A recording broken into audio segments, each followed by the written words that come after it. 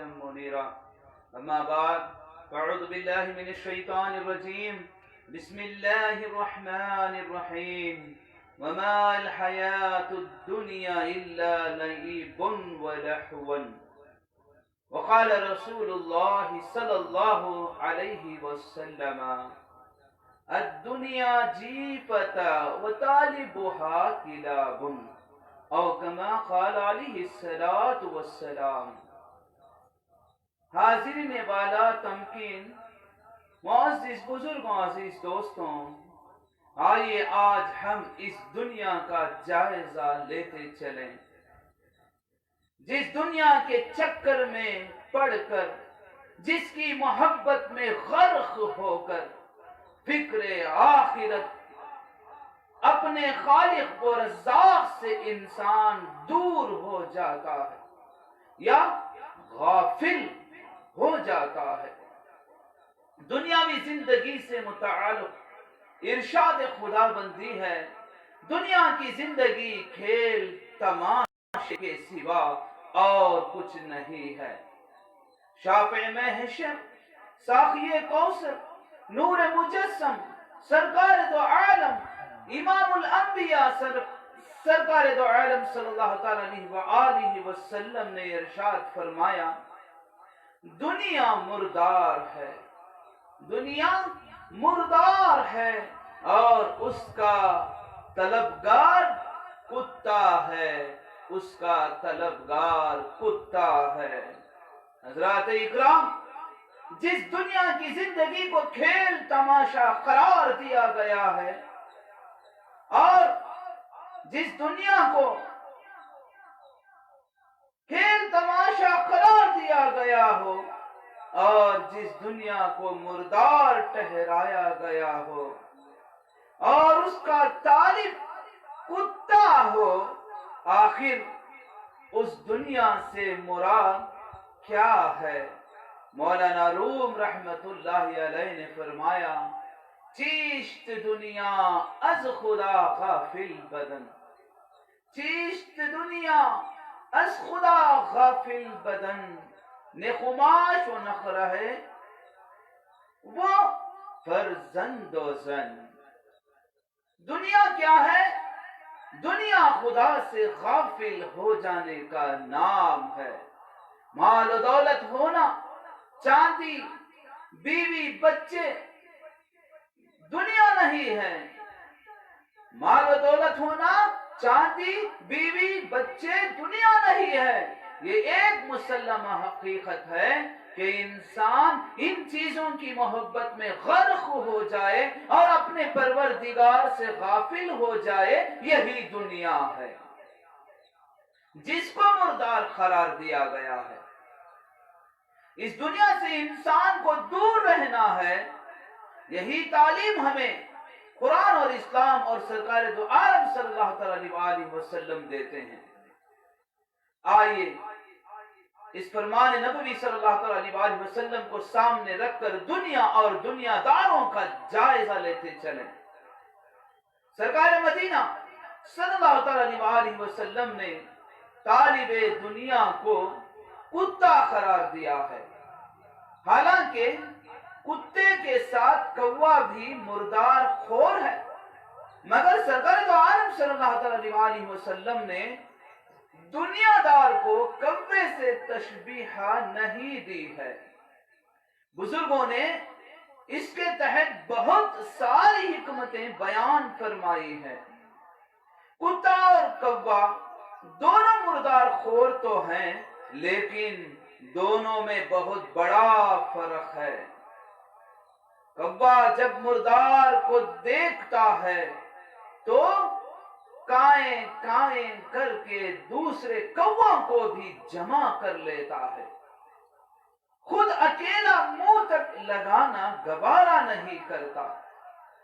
اس کے برخلاف کتے کی نگاہ مردار پر پڑتے ہی اس مردار کو فوراً اپنے قبضے میں لے لیتا ہے. دوسرے کتوں کو اطلاع دینا تو درکنار، کسی کو پاس بھٹکنے نہیں دیتا، بلکہ مردار کو اکیلا ہی چٹ کر لینا چاہتا ہے۔ پھر کوا مردار کے پاس سے اڑ جاتا ہے اور اپنے ٹھکانے پر چلا جاتا ہے، جبکہ کتا اس کے برخلاف دن رات مردار کے پاس ہی پڑا رہتا ہے، جب تک مردار ختم نہیں ہو جاتا وہاں سے ہٹنے کا نام نہیں لیتا۔ ایسے ہی کوا مردار کے پاس جاتا ہے تو صرف نرم گوشت کھاتا ہے، اور جب اس کا پیٹ بھر جاتا ہے تو وہاں سے ہٹ جاتا ہے، مگر کتا مردار کا نرم گوشت ہی نہیں بلکہ ہڈیاں تک بھی چبا جاتا ہے۔ محترم حاضرین، بالکل اسی طرح ایک دنیا دار ہمیشہ دنیا کی فکر میں لگا رہتا ہے، چاہتا ہے کہ ساری دنیا کا وہ مالک بن جائے، کسی اور کو ذرہ برابر بھی حصہ نہ ملے۔ اسی لیے ایک دنیا دار دوسرے دنیا دار کو ختم کر دینے کی سوچا کرتا ہے۔ ایک دنیا دار کو نہ اپنے آرام کا خیال ہے، نہ سکون، دن رات جاگنے میں، سونے میں، بیداری میں ہر وقت دنیا سے چمٹا رہتا ہے، ایک لمحے کے لیے بھی اس سے جدا ہونا گوارا نہیں کرتا۔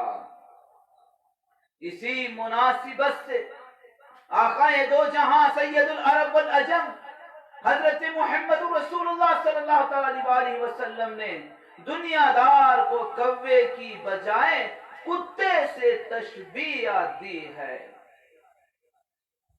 جانتا ہوں میں ساتھی رنگ و بو کی دنیا، جانتا ہوں میں ساتھی رنگ و بو کی یہ دنیا، دور دور ہی رہ کر دیکھنے کے قابل ہے، دور دور ہی رہ کر دیکھنے کے قابل ہے۔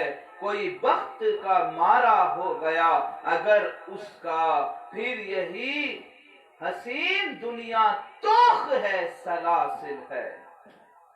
اسلام اپنے پیروکاروں کو کسب دنیا سے منع نہیں کرتا، بلکہ اس بات کی پوری اجازت دیتا ہے کہ حلال طور سے دنیا کمائے اور دنیا سے اس کا خل بھی لگا نہ رہے، اور ایک سیکنڈ کے لیے بھی دنیا کی محبت میں غرق ہو کر اپنے خالق و رزاق کو فراموش نہ کریں، بلکہ اس دنیا کو آخرت کے آرام و سکون کے حصول کا ذریعہ بنا لیں، جیسا کہ فخر قونین جناب محمد رسول اللہ صلی اللہ علیہ وسلم نے ارشاد فرمایا ہے، الدنیا مزرعۃ الآخرہ، دنیا آخرت کی کھیتی ہے، دنیا آخرت کی کھیتی ہے،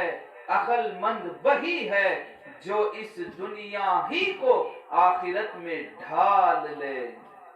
آئیے ان فرزندان توحید و رسالت کی زندگی کا جائزہ لیں جنہوں نے دنیا کو اخروی عیش و عشرت کا ذریعہ بنا لیا، جنہوں نے قیامت تک کے لیے تمام انسانوں کو اپنی زندگی بنانے اور سنوارنے کی ایک مثال قائم فرمائی۔ محترم سامعین اکرام، یہ وہی اللہ والے تھے جن کے سامنے دنیا بن سور کر آئی، مگر انہوں نے دنیا کی پرواہ نہ کی، انہوں نے دنیا کی پرواہ نہ کی، بلکہ اسے اپنے قدموں تلے روندا اور آگے بڑھ گئے۔ دنیا اور دنیا کی ہر چیز پر آخرت کو، اللہ اور اللہ کے رسول صلی اللہ علیہ وسلم کی رضامندی اور خوشنودی کو ترجیح دینا جن کا خاصہ تھا۔ خود سیدنا سید الکونین جناب رسالت معاب صلی اللہ علیہ وسلم کی حیات طیبہ ساری کائنات کے لیے عظیم و شان نمونہ ہے۔ یہ ایک تاریخی حقیقت ہے کہ ایک مرتبہ سرکار دو عالم صلی اللہ تعالی علیہ وآلہ وسلم کے ہاں مال غنیمت پہنچا۔ یہ وہ نازک وقت تھا کہ ام المومنین حضرت عائشہ صدیقہ رضی اللہ عنہا کے ہاں نہ آٹا تھا اور نہ چراغ جلانے کے لیے تیل۔ حضرت صدیقہ رضی اللہ تعالی عنہا نے پڑوسن سے یہ دونوں چیزیں قرض لے رکھی تھی۔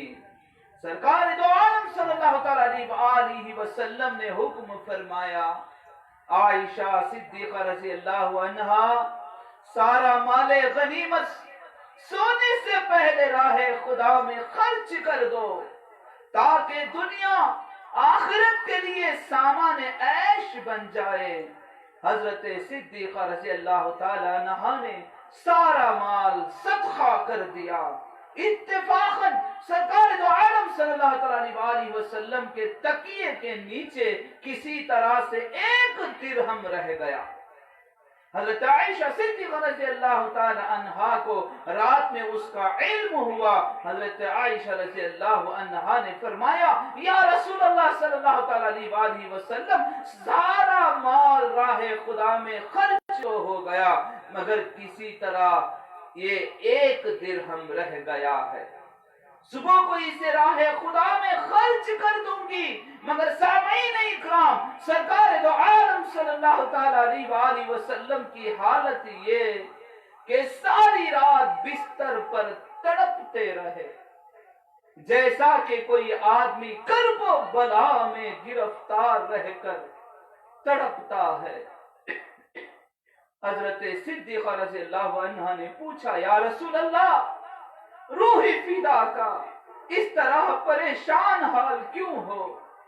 سرکار دو عالم صلی اللہ تعالی علیہ وآلہ وسلم نے فرمایا، اے عائشہ رضی اللہ عنہا، مجھے خوف ہے کہ ایسی حالت میں کہیں دنیا سے رخصت نہ ہو جاؤ، کہ میں اپنے پیچھے ایسی دنیا چھوڑ جاؤں جو میری آخرت میں میرا ساتھ نہ دے۔ اللہ اکبر، اللہ اکبر، کس قدر عبرت انگیز واقعہ ہے جو ہر کلمہ توحید کے پڑھنے والے کو پکار پکار کر دعوت عمل دے رہا ہے۔ دیکھا آپ لوگوں نے، یہ وہ عظیم ذات گرامی جس کی عظمت و سربلندی و تقرب اللہ کے کیا کہنے، اس ذات کو جب آخرت کی فکر اس قدر لاحق ہو اور دنیا کو عیش و آخرت کا ذریعہ بنا رہے ہوں تو ذرا سوچئے اور خوب سوچئے کہ ہم کو کیا کرنا ہے، ہم کو کیا کرنا ہے، جبکہ ہم سب سر سے پیر تک دنیا میں ڈوبے ہوئے ہیں، جبکہ دنیا حاصل کرنے کی فکر میں خدا اور خدا کے عذاب کو اور آخرت کو سب بھول کر ہے۔ اسلام نے ایسی حالت ہی سے منع کیا ہے کہ تم دنیا میں اس قدر غرق نہ ہو جاؤ کہ تمہاری آخرت برباد ہو جائے۔ حاضرین اکرام، لگے ہاتھوں تاریخ اسلام کا ایک اور ذرعین باب تمہارے سامنے پیش کرتا چلو۔ حضرت سیدنا فاروق اعظم رضی اللہ تعالیٰ عنہ کا دور خلافت ہے۔ مدینہ منورہ قحط سالی کی زد میں آ گیا تھا، لوگوں کے پاس روپیہ پیسہ تو تھا مگر سامان خورد و نوش میسر نہ تھا۔ خود امیر المومنین رضی اللہ تعالیٰ عنہ بے حد پریشان تھے۔ اس وقت میں سیدنا عثمان غنی ذی النورین کامی الحیاء والایمان رضی اللہ تعالیٰ عنہ کا تجارتی قافلہ ملک شام سے آیا۔ روایات میں آیا ہے کہ قافلے کا پہلا اونٹ عرب میں تھا تو آخری اونٹ شام میں۔ لوگ میں اس قافلے کی آمد سے خوشی کی لہر دوڑ گئی۔ مدینے کے بڑے بڑے تاجر سیدنا عثمان غنی ذی النورین رضی اللہ تعالیٰ عنہ کے پاس پہنچے اور سامان خورد و نوش ایک نہیں دو نہیں بلکہ 4 غنی قیمت پر مانگا، 4 گنا قیمت زیادہ دے کر انہوں نے مانگا، مگر حضرت عثمان غنی رضی اللہ تعالیٰ عنہ نے یہ کہہ کر انکار کر دیا کہ اس وقت مجھے بہترین موقع ملا ہے کہ خوب نفع کما لوں، خوب نفع کما لوں۔ ابھی مدینے کے تاجر واپس گئے ہی تھے کہ امیر المومنین حضرت عمر فاروق اعظم رضی اللہ تعالیٰ عنہ تشریف لے آئے اور فرمایا عثمان غنی رضی اللہ تعالیٰ عنہ تمام سامان خورد و نوش اصل قیمت پر بیت المال کو بیچ دو اور بیت المال سے مال لوگوں تک پہنچاؤں گا۔ حضرت عثمان غنی ذی النورین رضی اللہ تعالیٰ عنہ نے فرمایا یہ بہترین موقع ہے، میں جتنا چاہوں نفع کما لوں۔ مدینے کے تاجروں نے 4 گنا قیمت پر مال خریدنا چاہا مگر میں نے نہیں دیا، اب آپ رضی اللہ تعالیٰ عنہ کو کیسے دوں گا؟ حضرت عثمان رضی اللہ تعالیٰ عنہ کا یہ جواب سن کر حضرت فاروق اعظم رضی اللہ تعالیٰ عنہ نے فرمایا اے عثمان تیرے دل میں دنیا کی اتنی محبت، تعجب ہے، لعنت ہے تیری دنیا پر۔ یہ فرما کر چل دیے۔ تھوڑے وقفے کے بعد مدینے کی گلیوں میں کوئی منادی ندا دے رہا تھا کہ لوگوں بوریاں لے کر عثمان غنی رضی اللہ تعالیٰ عنہ کے گھر آؤ اور سامان خورد و نوش مفت لے جاؤ۔ یہ سننا ہی تھا کہ حضرت فاروق اعظم رضی اللہ تعالیٰ عنہ دوڑے حضرت عثمان غنی ذی النورین رضی اللہ تعالیٰ عنہ کے پاس گئے اور انہیں سینے سے لپٹا اور لپٹ کر فرمایا اے عثمان واقعی آج تم جو منافع کما رہے ہو مدینے کے تاجر تو کیا ساری دنیا کے تاجر مل کر بھی نہ دے سکیں گے۔ اللہ اکبر، اللہ اکبر۔ دیکھ لیا آپ لوگوں نے حضرت عثمان غنی ذی النورین رضی اللہ تعالیٰ عنہ نے کس طرح دنیا کو آخرت کا ذریعہ بنا لیا اور کس طرح اللہ کی رضامندی اور رسول اللہ صلی اللہ علیہ وسلم کی خوشنودی حاصل کی۔ قرآن پاک ہمارے سامنے یہی نظریہ پیش کرتا ہے کہ مال و دولت یا اولاد یہ وہی چیزیں ہیں جس کی محبت میں غرق ہو کر انسان خدا سے غافل ہو جاتا ہے، تو یہ تمام چیزیں ہمارے حق میں دنیاوی زندگی کی زیب و زینت بن کر للچاتے ہیں، مگر جب ہم ان چیزوں کی محبت کو اللہ کی اور خالق و رزاق کی محبت و خوشنودی اور رضامندی کی خاطر ٹھکرا دیں تو یہی چیزیں ہمارے حق میں باقیات الصالحات بن جاتے ہیں۔ جیسا کہ ارشاد ربانی ہے المال والبنعوت زینت الحیات الدنیا والباقیات الصالحات خیر عند ربک ثوابا وخیر المال۔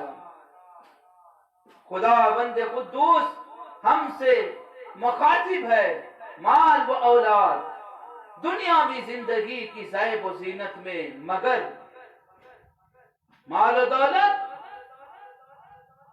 دنیاوی زندگی کی زیب و زینت ہے، مگر باقی رہنے والی نیکیاں تمہارے پروردگار کے نزدیک بہت بہترین ہیں۔ اور یہ ایک مسلمہ حقیقت ہے کہ جو آدمی جس چیز سے محبت کرتا ہو اور اس کے ساتھ دلی لگاؤ رکھتا ہو عقلاً و نقلاً اس پر یہ ذمہ داری عائد ہوتی ہے کہ اپنی محبوب چیزوں کو ہمیشہ اپنے ساتھ رکھنے کی کوشش کرے۔ نبی کریم صلی اللہ علیہ وسلم نے اس طریقہ کار کی رہنمائی فرمائی ہے جیسا کہ حدیث شریف میں آیا ہے۔ سرکار دو عالم صلی اللہ علیہ وسلم نے ارشاد فرمایا، جب آدمی مر جاتا ہے تو اس سے اس کے عمل کا تعلق کٹ جاتا ہے، مگر 3 اعمال ایسے ہیں جن کا تعلق قیامت تک قائم رہتا ہے۔ پہلا صدقہ جاریہ، یعنی قومی مفاد کے لیے کوئی کارنامہ انجام دینا، جیسا کہ مسجد بنا دینا، کنواں کھدوا دینا وغیرہ۔ دوسرا ایسا علم جو دوسروں کو نفع پہنچائے۔ تیسرا ایسی صالح اولاد کو چھوڑ جانا جو اس کے حق میں دعا کرتی ہو۔ ان تینوں کارناموں کے لیے اپنی کمائی ہوئی دولت اور سرمایہ کو صرف کرنا ہے۔ کیا ہی خوش نصیب ہیں وہ لوگ جنہوں نے ان تمام کارناموں کو انجام دے کر دنیا کو آخرت کے لیے سامان عیش بنا لیا۔ حضرت صدیق اکبر رضی اللہ تعالیٰ عنہ، شیخنا غوث العظم رضی اللہ تعالیٰ عنہ، اور سیدنا امام اعظم حضرت خواجہ غریب نواز معین الدین چشتی رحمت اللہ علیہ، یہ وہ عظیم ہستیاں تھیں جنہوں نے لاکھوں کے سرمایے سے تجارت کی، خوب دولت کمائی، مگر دولت سے دل نہ لگایا، بلکہ اسے آخرت کا سامان عیش بنا لیا۔ یہ سب حالات ہم کو عمل کی دعوت دے رہے ہیں۔ یہ دنیا، یہاں کے بلند و بالا عہدے، سلطنتیں، حکومتیں، عمارتیں، دولتیں جن پر انسان اتراتا ہے، اس کو ان سب کی حقیقتیں جاننے کے لیے صرف یہ ایک واقعہ کافی ہے۔ آخر میں اس کا ذکر بھی مناسب سمجھتا ہوں۔ حضرت ابن سیماک رحمت اللہ علیہ ایک مرتبہ ہارون رشید کے ساتھ تھے۔ خلیفے کو پیاس لگی، پانی پینے لگے۔ ابن سیماک رحمت اللہ علیہ نے فرمایا، امیر المومنین ذرا رک جائیے اور یہ بتائیے کہ ایک وقت ایسا آئے کہ آپ کو پانی نہ ملے، ایک پیالہ پانی خریدیں گے تو قیمت کیا دو گے؟ ہارون نے کہا، آدھی سلطنت دے دوں گا۔ اس پر حضرت ابن سیماک رحمت اللہ علیہ نے فرمایا، اچھا امیر المومنین، اب پانی نوش فرما لیجئے۔ جب خلیفہ پانی پی چکا تو پھر سے آپ نے پوچھا، امیر المومنین یہ بتائیے کہ جو پانی آپ نے پیا ہے وہ پیٹ ہی میں رہ جائے، پیشاب کے ذریعے خارج نہ ہو تو اس کے نکلوانے میں کیا کریں گے؟ خلیفہ نے کہا، بقیہ آدھی سلطنت خرچ کر دوں گا۔ اس پر ابن سیماک رحمت اللہ علیہ نے فرمایا، اس حقیقت کو اچھی طرح ذہن نشین فرما لیجئے کہ آپ کی پوری سلطنت ایک پیالہ پانی اور چند پیشاب کے خطروں کی قیمت کے سوا اور کچھ نہیں ہے۔ محترم حاضرین، یہ چند مثالیں جو آپ کی خدمات میں پیش کی گئی۔ اب ضرورت اس بات کی ہے کہ ہم دنیا سے منہ موڑ کر خدا سے جڑ جائیں، دنیا کو آخرت کے لیے سامان عیش بنانے کی صحیح کریں۔ خدائے پاک ہم تمام مسلمانوں کو ایسی اچھی اور نیک توفیق عطا فرمائے کہ دنیا کا ہم صحیح استعمال کریں، دنیا کا ہم صحیح استعمال کر سکیں۔ آمین آمین۔ وآخر الدعوانا الحمدللہ رب العالمین۔ بارک اللہ لی ولکم بالقرآن العظیم۔ ونفعنا بالآيات والذكر الحكيم إنه تعالى جواد كريم قديم ملك بر رؤوف رحيم رب حليم.